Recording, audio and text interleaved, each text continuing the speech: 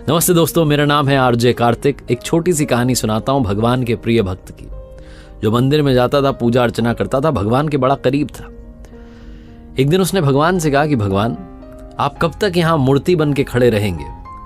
आज आप जरा घूम आइए, आपकी जगह मैं खड़ा हो जाता हूं, अगर आप मुझे आज्ञा दें।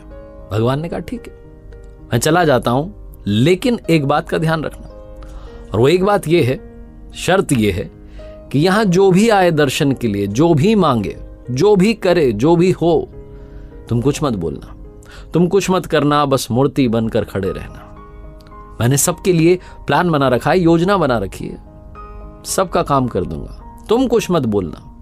भक्त ने कहा ठीक है, जो आज्ञा। भगवान चले गए, भक्त वहां मूर्ति बन के खड़ा हो गया। भक्त आते रहे, जाते रहे दर्शन के लिए। एक व्यापारी आया, प्रणाम किया, प्रणाम करके जब पलटा तो उसकी पॉकेट में से, उसकी जेब में से पर्स गिर गया।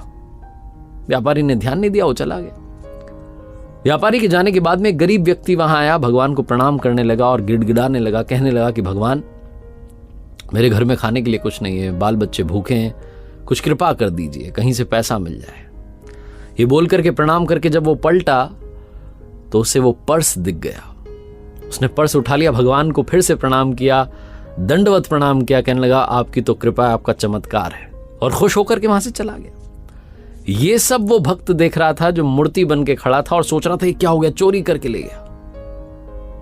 उस गरीब व्यक्ति के चले जाने के बाद में वहां पर एक नाविक आया, नाव चलाने वाला, आकर के प्रार्थना करने लगा, प्रणाम करने लगा और कहने लगा कि भगवान, मैं 15 दिन के लिए समुद्री यात्रा पर जा रहा हूं, आप देख लेना मेरी यात्रा सही से हो जाए, मुझे संभाल लेना, घर वालों को संभाल लेना, सब कुछ आपके हवाले, मेरी यात्रा सफल बनाना भगवान। ये बोलकर के उसने प्रणाम किया और जब वो पलटा तो पीछे पुलिस खड़ी हुई थी। वो व्यापारी खड़ा हुआ था जिसका पर्स गिर गया था, वो आरोप लगा रहा था कि इस नाविक ने वो पर्स चुराया क्योंकि मेरे बाद में ये आया है। पुलिस वाले उस नाविक को पकड़ करके ले जाने लगे। वो नाविक बोल रहा था कि अरे मैंने कोई पर्स नहीं देखा, ही नहीं मैंने तो कोई पर्स, लेकिन पुलिस वाले सुन नहीं रहे थे क्योंकि व्यापारी का आरोप था। तो उस नाविक को ले जाने लगे, तभी वो भक्त जो मूर्ति बन के खड़ा था वो कहने लगा कि अरे इसने नहीं चुराया है, इससे पहले गरीब आदमी आया था वो चुरा के ले गया, उसके घर जाओ, मिल जाएगा अभी। पुलिस वाले पहुंच गए उस गरीब आदमी के घर, उसके घर से पर्स मिल गया, उसको पकड़ के ले गए, जेल में बंद कर दिया।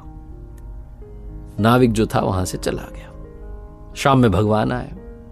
भगवान आए तो उस भक्त ने उनको सारी बात बताई कि भगवान आज ये सब हुआ।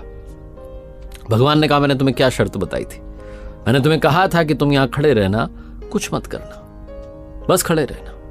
मैंने सबके लिए योजना बना के रखी है, तुमने सारा काम बिगाड़ दिया।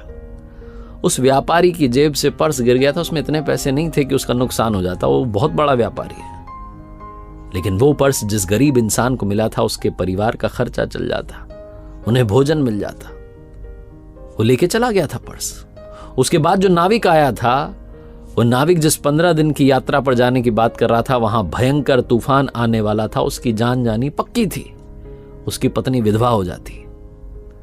इसीलिए मैंने योजना बनाई थी, तुमने सारा काम बिगाड़ दिया, तुमने उस गरीब आदमी को जेल में डलवा दिया, उस नाविक को यात्रा पर भेज दिया, अब उसकी जान चली जाएगी, उसकी पत्नी विधवा हो जाएगी। भक्त जो था वो जमीन में लेट गया, प्रणाम करने लगा, माफी मांगने लगा कि कुछ तो कर दो। भगवान ने कहा अब तो सब बिगड़ गया। छोटी सी कहानी, लेकिन सार ये है कि प्रभु ने सबके लिए प्लान बनाया हुआ है, योजना बनाई हुई है। तो अगर आपके मन का नहीं भी हो रहा है, जो आप चाह रहे हैं वो आपको नहीं भी मिल रहा है, तब भी आपके दिल से धन्यवाद निकलना चाहिए, क्योंकि उस पर आपका भरोसा प्रगाढ़ होना चाहिए।